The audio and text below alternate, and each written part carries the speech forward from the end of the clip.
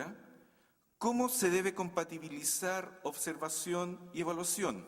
En el caso chileno, por ejemplo, ¿y qué espacio cabe para una etnografía de la cultura en este proceso? ¿Alguien desea partir? ¿Me corresponde a mí sugerirlo? ¿Pedro? ¿No? Marie-Christine. Je n'ai pas de réponse pour le Chili, évidemment. Mais la question posée est très importante. Et à l'Observatoire de Grenoble, les équipes universitaires sont toujours variées et pluridisciplinaires. Le risque est d'avoir un discours dominant de type universitaire qui serait, au fond, soit économiste, soit en sciences politiques. Et l'Observatoire à Grenoble fait toujours très attention d'avoir des équipes de différentes disciplines avec des sociologues, parfois même aussi des ethnologues. Hein, c'est important d'avoir des ethnologues sur certains types d'études pour parler non pas des pratiques de consommation, mais également des comportements culturels des individus.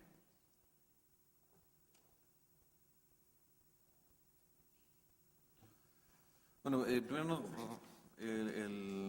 no sé si rentabilidad social sea tal vez la palabra más adecuada o más cómoda. Efectivamente, son conceptos que vienen o que le son extraños al campo cultural.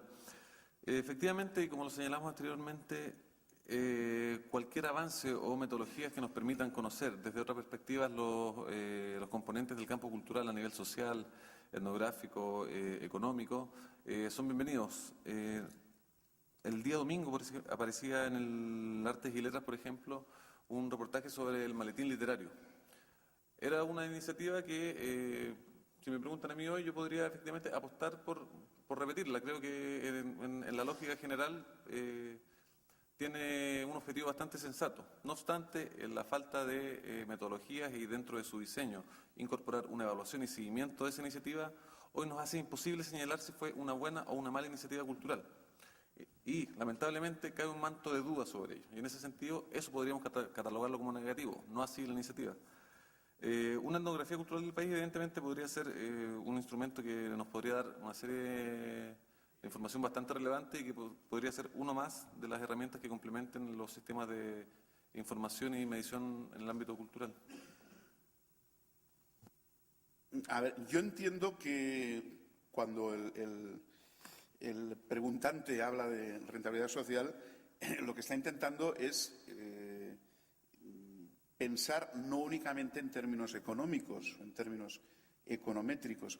Efectivamente, yo creo que hay que reconocer que las políticas para la cultura en los últimos años han vivido una especie de síndrome de Estocolmo, intentando demostrar que los artistas y la cultura no eran algo improductivo, algo que, como decía el ministro en su intervención inaugural esta mañana, formaba parte solo del gasto, sino que generaba trabajo, generaba capital, generaba riqueza. No niego que esto sea importante, pero fíjense en qué paradoja. En unos momentos, y a eso hacía referencia una fugaz transparencia que pasó por ahí sin que se viera, en que se está poniendo en cuestión la validez universal de números mágicos como el PIB, los grandes indicadores econométricos, porque no recogen la riqueza de múltiples contenidos sociales que son fundamentales para el desarrollo, los de la cultura podemos caer en el riesgo de quedarnos excesivamente anclados en lecturas económicas sobre el valor. Yo creo que es importante que seamos capaces de superar eso.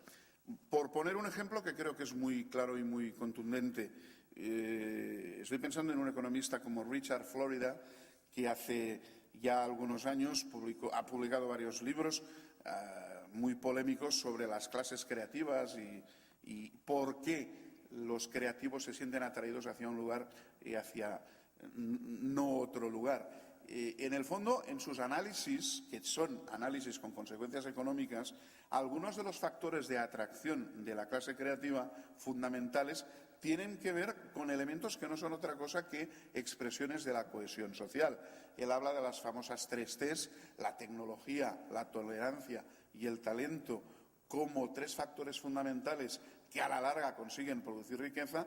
De estas 3 Ts hay 2 que son claramente expresiones de una cohesión social que yo creo que tiene mucho que ver con esta riqueza social o con este output social que en la pregunta se reclamaba a la cultura. Por lo tanto, en conclusión, es importante el pensar en los outputs económicos de la cultura, pero no solo hay que pensar en esta dimensión económica hoy día. Tenemos la necesidad de ir más allá. Para Pedro Well, una pregunta, dice, la leo. Como bien dijo, el Chile post-transición presenta una sociedad marcadamente apolítica y con una clara desvalorización de la dimensión ética en términos de desarrollo cultural de la nación. ¿Es esto un problema o situación a solucionar o simplemente se debe abordar la situación aceptándola?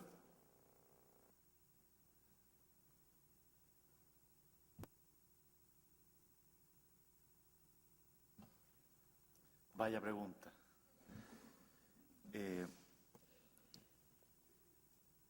Yo creo que hay efectivamente, no solo en el campo de las políticas culturales, sino que en otros ámbitos de la organización de la sociedad, un marcado rasgo de apoliticismo. Y entiendo por esto el hecho de que la imagen de realidad que es operativa en esos ámbitos, como en el ámbito de las políticas culturales, aparece como la técnicamente mejor o la naturalmente inevitable, es decir, hay un cierto proceso de naturalización. Y se escamotea el hecho de que esa realidad está construida o es el resultado de pugnas, lo cual no quiere decir que sean pugnas de partidos políticos, sino que son pugnas en las cuales se ponen en juego imágenes de sociedad, objetivos de política y métodos, como decía recién. La realidad no es apolítica. Incluso el hecho de hacer aparecer como natural, por ejemplo, la idea del mercado, de que la realidad se comporta como se comporta el mercado, eso es un hecho político, es el resultado de una construcción social que ha obtenido poder suficiente para instalarse como idea operativa de la realidad e instala los métodos, y los métodos muestran que efectivamente esa es una realidad natural. A mí me parece que uno de los factores que tiende a estabilizar la naturalización de ciertas imágenes particulares de realidad tiene que ver con la debilidad de la crítica. O sea, la crítica es precisamente el ejercicio social que nos permite ver que lo que está ahí como realidad es siempre una opción entre otras posibles, justificable en un momento por el estado de los intereses. La democracia finalmente es eso. Entonces, no quiere decir esto que sea necesariamente ilegítimo. Lo que es ilegítimo es que una construcción social aparezca como lo que no es decir, como natural. En el campo de las políticas culturales ocurre lo mismo. Y sobre todo esta idea de tecnificación de las políticas culturales. Por ejemplo, las mediciones econométricas de impacto hacen aparecer realidades básicamente como no construidas por actores, sino más bien como efecto de variables limpias unas sobre otras. Vuelvo al punto. Si es posible superar esto, no, nuevamente es un asunto político, si ustedes quieren, en el sentido amplio, no partido. Y tiene que ver con cuánta capacidad tenemos nosotros de instalar la crítica. No quiere decir que lo que haya que cambiarlo porque por definición es malo. Lo que hay que cambiar es la idea de que las realidades sociales en las que operamos no nos pertenecen y por lo tanto no tenemos capacidad para modificarlas, sino que simplemente tenemos que leerlas con los instrumentos que se nos dan y optimizarlas en función de esos mismos instrumentos. Es un poco lo que se dice respecto al predominio de la economía. Es decir, el problema es pensar que solo hay una lectura económica de la dinámica de las políticas culturales y aceptar lo que esa lectura nos dice, por ejemplo, en términos metodológicos, y es que hay que optimizar la alocación de recursos o hay que optimizar la rentabilidad o el impacto econométrico de las actividades. La crítica lo que nos dice es que también esa misma realidad puede mirarse en otra clave.